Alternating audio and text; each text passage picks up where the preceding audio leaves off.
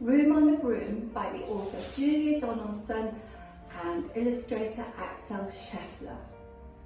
The witch had a cat and a very tall hat, and long ginger hair she wore in a cat plait.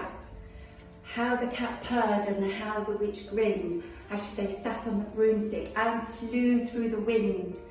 But how the witch wailed, "Ah!" and how the cat spat when the wind blew so wildly it blew off her hat. "Down!" cried the witch, and they flew to the ground. The witch searched for the hat, but no hat could be found.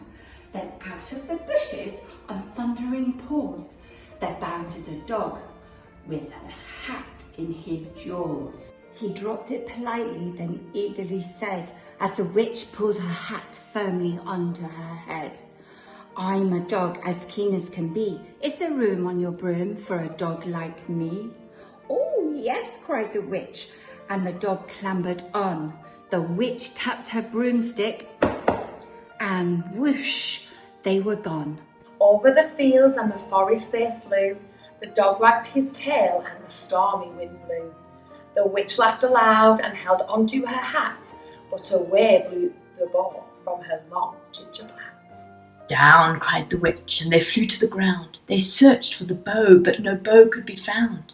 Then out from a tree with an ear-splitting shriek, there flapped a green bird with the bow in her beak.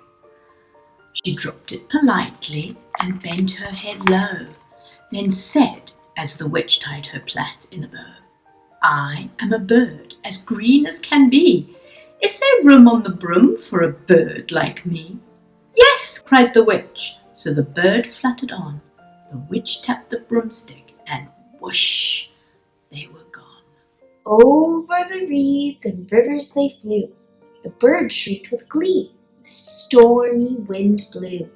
They shot through the sky to the back of beyond. The witch clutched her bow, but let go of her wand. "Down!" cried the witch, and they flew to the ground. They searched for the wand, but no wand could be found. Then all of a sudden, from out of a pond leapt a dripping wet frog with a dripping wet wand. He dropped it politely as the witch dried the wand on a fold of her cloak. "I am a frog, as clean as can be. Is there room on a broom for a frog like me?" "Yes," said the witch, so the frog bounded on. The witch tapped the broomstick, and whoosh, they were gone.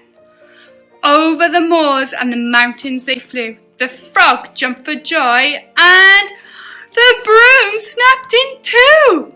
Down fell the cat and the dog and the frog.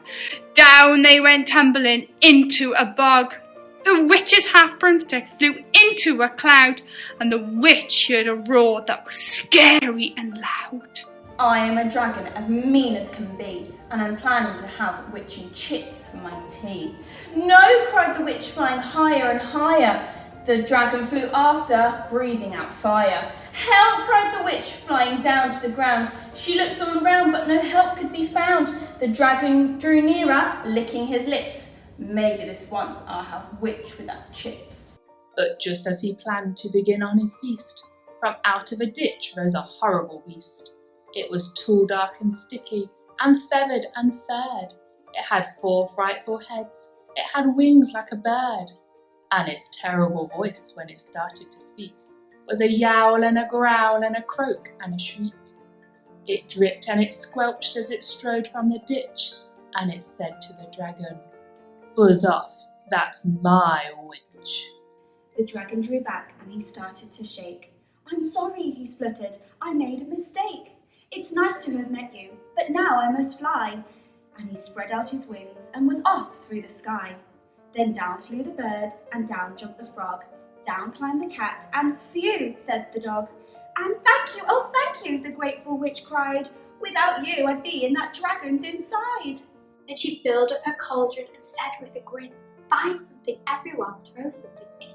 So the frog found a lily, the cat found a cone, the bird found a twig, and the dog found a bone.